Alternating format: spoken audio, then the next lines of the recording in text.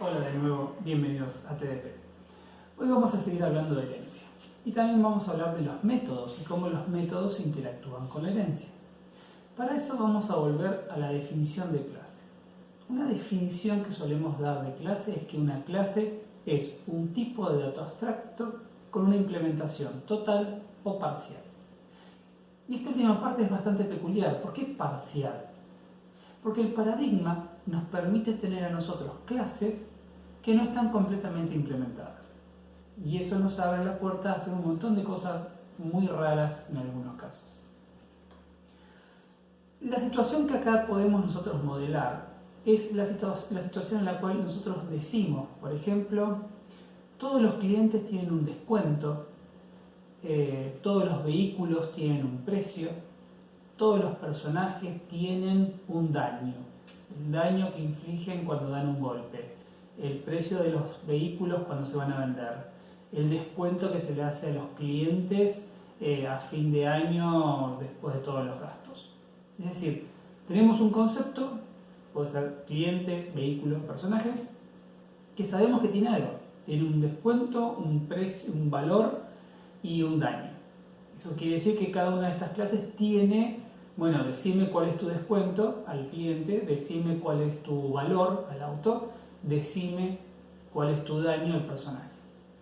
Pero el enunciado nos dice que todos los clientes tienen un descuento, pero el descuento depende del tipo de cliente, que todos los autos tienen un precio, pero el precio se calcula diferente según el tipo de auto, y que todos los personajes tienen un daño, pero que el daño se calcula en función del tipo del personaje y de las armas que lleva.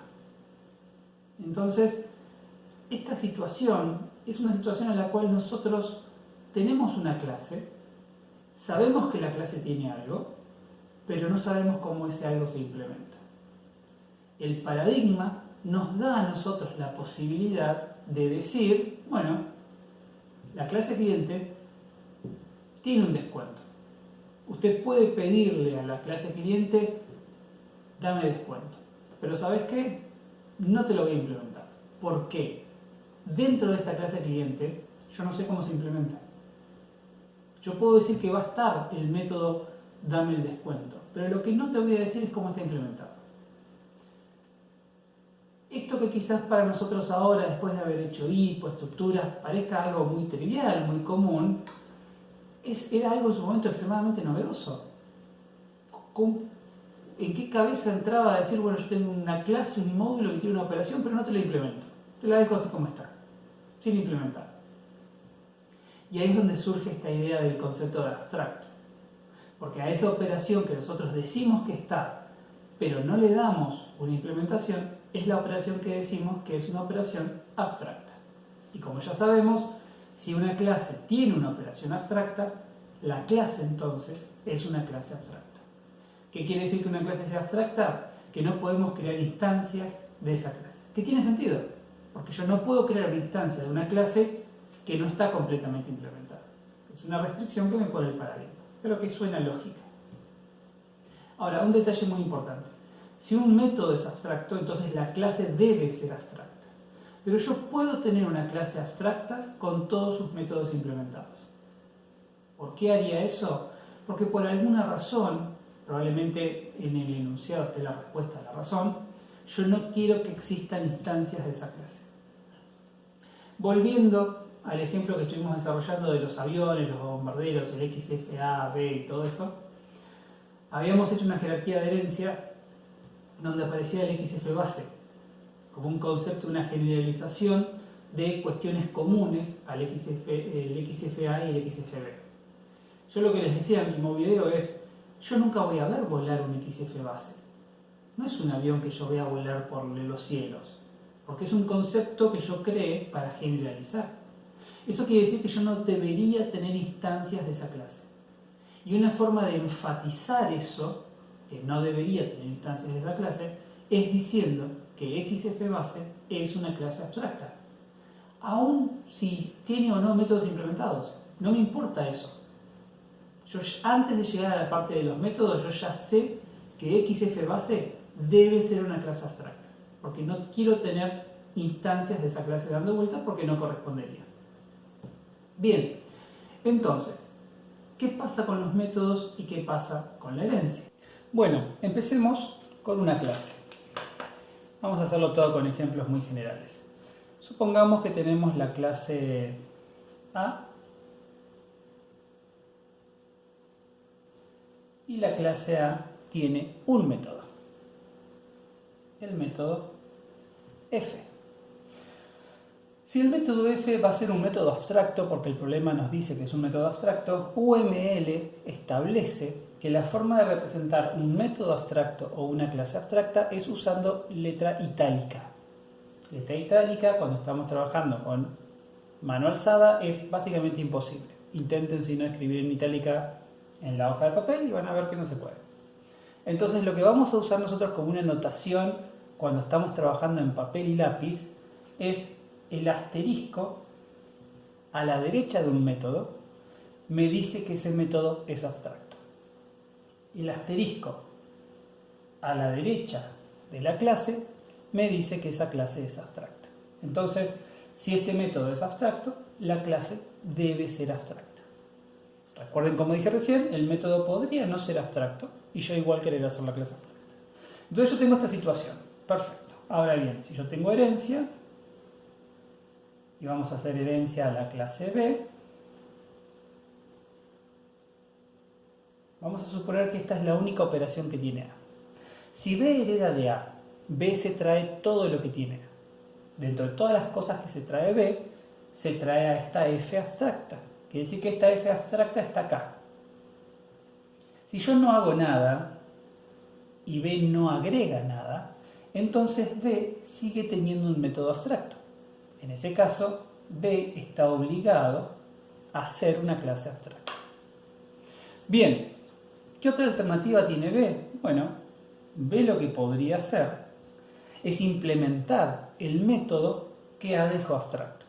En ese caso, lo que hacemos es poner un signo más a la derecha de la operación. Podríamos tener también, en este caso, como B está implementando el único método abstracto que tenemos, B no tiene que ser abstracto o no está obligado a ser abstracto. De vuelta, podría haber alguna condición por la cual decidimos que B sea abstracto. No es el caso acá. Ahora bien, ¿qué pasa si de B, lo voy a hacer para este lado, hereda C?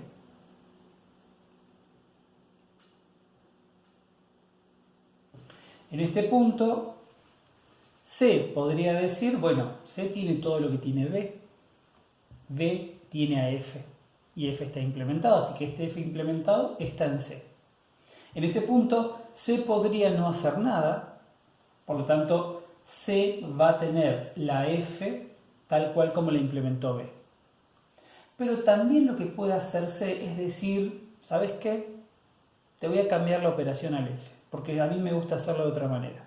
Entonces decimos que C redefine a F, y eso lo representamos con dos signos más a la derecha. ¿Perfecto? Siguiendo una vez más, si tenemos otra clase que hereda de C, supongamos la clase D,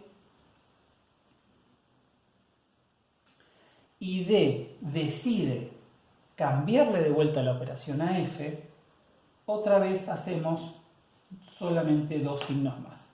No seguimos agregando signos más. Entonces, las únicas alternativas que tenemos es o no ponemos nada cuando la operación está implementada de una, o ponemos un asterisco cuando es abstracta, o ponemos un único signo más cuando es la primera vez que una operación abstracta se implementa, o ponemos dos signos más cuando estamos cambiándole la implementación a una operación que ya estaba implementada. ¿Está bien? Perfecto. Sigamos. Volvamos a la clase A, pero esta vez A va a tener la operación F implementada. ¿Sí? Y ahora viene B, que dice, perfecto, pero ¿sabes qué? Te voy a cambiar la implementación. Entonces B tiene la F con más. Y después viene C, que dice, ¿sabes qué, B? Yo también te voy a cambiar la implementación al F, así que tiene el F con más. Así que tenemos A, B y C. C hereda de B, B hereda de A. A define la operación F y la implementa, B le cambia la implementación y C también le cambia la implementación. Lo interesante de esta situación es, como habíamos visto la última vez, C es de tipo B y B es de tipo A. Y de vuelta, por cómo habíamos redefinido el concepto de instancia, toda instancia de C es una instancia de A. Eso significa varias cosas. Si yo tengo acá, por ejemplo, voy a definir un objeto, vamos a hacerlo objeto x1. Y a x1 le digo x1 new A. El tipo estático de x1 es A, el tipo dinámico es A. Por lo tanto, si yo, vamos a hacerlo por acá, hago x1.f,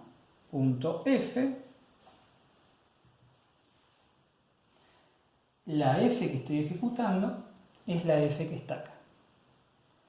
Pero nosotros hablamos en la última clase de polimorfismo. Polimorfismo era esta idea donde un objeto definido de un tipo estático podía tomar distintas formas cambiando su tipo dinámico, siguiendo restricciones dadas por la jerarquía de herencia. Eso quiere decir que este x1, que ahora referencia su tipo dinámico A, puede tranquilamente, vamos a hacerlo acá,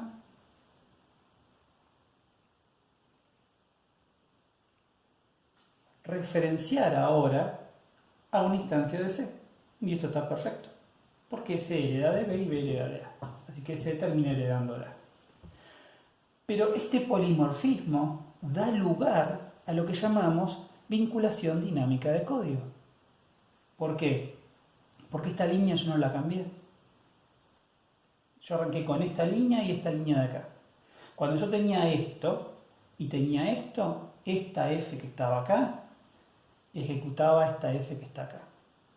Pero ahora, como el tipo dinámico es C, esta F que yo voy a ejecutar cuando llame acá va a ser la F que corresponde al tipo dinámico.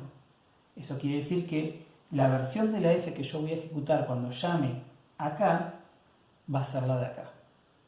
Eso es vinculación dinámica de código. ¿Por qué vinculación dinámica de código? Decimos vinculación porque es como nosotros asociamos un llamado con el código que se ejecuta.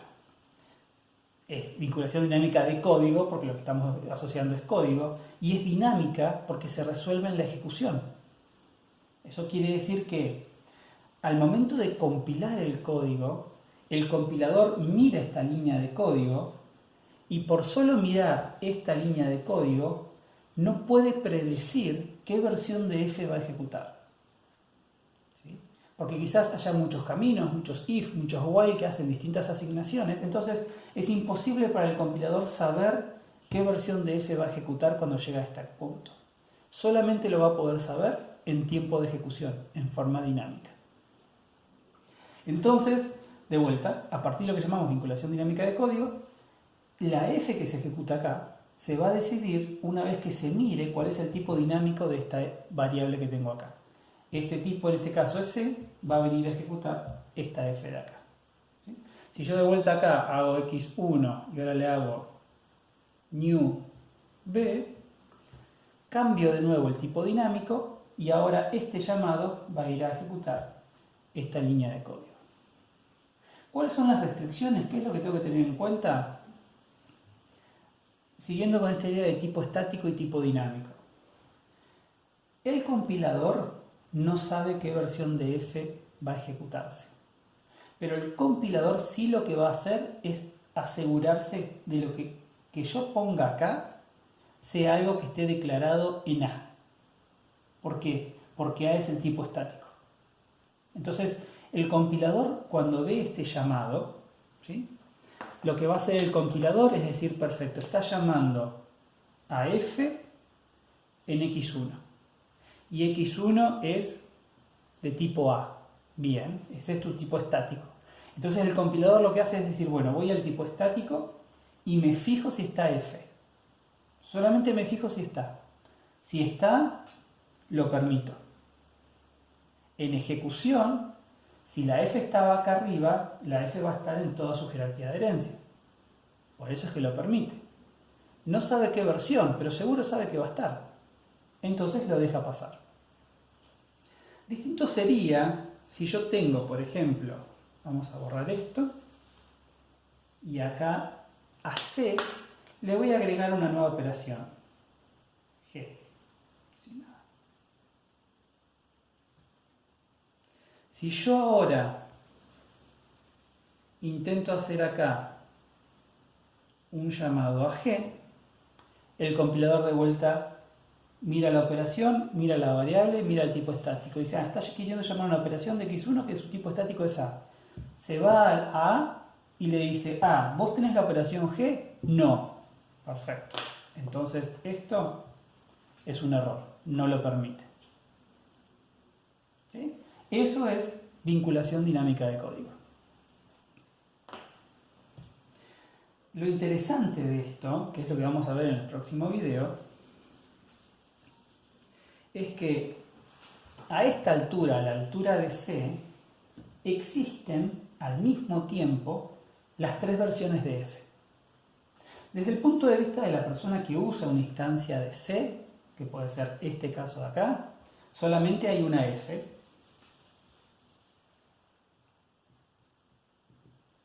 Que es la f que está definida. Pero dentro de esta implementación, que es lo que vamos a empezar a ver en el video que viene, dentro de esta implementación yo tengo acceso o tengo la posibilidad de conocer, de manejarme con las tres versiones de f. La f que está definida en C, la f que está definida en B y la f que está definida en A. Y eso es muy interesante y nos da mucha flexibilidad. Y por último, para ir terminando con esto, lo que sería la clase de hoy, ¿por qué surge la idea de poder redefinir?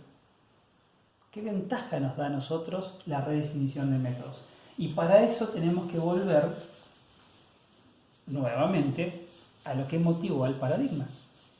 Porque el paradigma surge, recuerdan, porque dijimos que se quería poder reutilizar las cosas que ya estaban hechas, se quería tener seguridad en las cosas que se hacían, pero se quería poder modificar fácilmente las cosas. Entonces yo quiero que algo sea seguro, fácil de usar, de reusar y de modificar.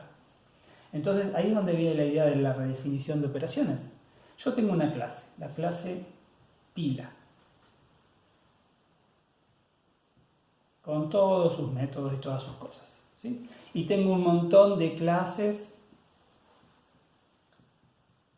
que están usando esta pila. Ahora, alguien viene y me dice, necesitamos cambiar la pila, porque ahora queremos usar una pila que desapile más rápido, la pila que desapila de a 2. ¿Cómo hacemos una pila que desapila de a 2? Hay varias alternativas. Antes del paradigma, yo tenía que hacer una pila que desapilaba de a 2, ¿qué era lo que hacía? Si hacía una pila nueva, pila 2.0, me copiaba todo este código acá y cambiaba las líneas que tenía que cambiar. No es una muy buena idea esa, porque estoy duplicando el código, estoy trabajando más porque tengo que volver a escribir todo el código. Si acá había algún error, si acá había algún problema, me estoy copiando todo ese problema acá. Entonces, si el día de mañana se detecta un problema acá, tengo que acordarme de que este código está copiado y pegado en un montón de otros lugares. Y es mucho más complicado de resolver. Entonces, esta idea, que es hacer una clase nueva y copiar todo, no es muy buena, tiene sus problemas. La otra alternativa que alguien podría decir es decir, bueno, me meto acá, en esta, tal cual como está, borro un par de líneas y agrego lo nuevo. La ventaja de esto es que no tengo que volver a reescribir toda la clase. Pero todas estas clases estaban funcionando con la versión anterior. Todas estas clases habían trabajado con pila porque querían una pila común y corriente. Entonces, ¿con qué derecho puedo venir yo a decirles a usted estaba trabajando con una pila común, ahora la pila desapila de 2? Modifiquen todo su código para adaptarse a este nuevo cambio. Entonces, estas dos nuevas líneas que yo agregué, para no tener que escribir toda la pila de vuelta, repercuten en todas las otras clases que tienen que empezar a adaptarse al nuevo comportamiento de la pila. No es una buena idea. De vuelta estoy teniendo que escribir mucho código. Entonces, ahí es donde aparece la tercera opción, que es la que nos gusta a nosotros, y es la que nos da el paradigma. La tercera opción lo que dice es, ¿vos querés una pila nueva? Está todo bien. Heredá de pila. Pila 2.0. Con la herencia, todo lo que estaba acá, ahora lo tenés acá. No tenés que volver a escribir nada, ya está todo. Con la redefinición vas a poder cambiar solamente lo que vos quieras cambiar, nada más. Si algo no se cambia, no hay que volver a escribirlo. Y gracias a la vinculación dinámica de código y al polimorfismo, todas estas siguen usando la misma versión de pila que ellas tenían antes, por lo tanto, ellas no tienen que cambiar. Y si alguien nuevo quiere usar la pila 2.0, usa esta. Y si el día de mañana alguien encuentra un error en esta pila, ¿sí? Si por ejemplo la consulta pila vacía estaba mal implementada, la puede cambiar acá y esta corrección se va a ver reflejada acá. Todas estas ventajas que tenemos, las tenemos gracias a la herencia, el polimorfismo y la vinculación dinámica de código, y a la posibilidad de redefinir operaciones. Muy bien. Mañana seguimos con este mismo tema, pero nos vamos a empezar a meter en la implementación de las operaciones y ver cómo la herencia nos facilita la implementación. Nos vemos mañana.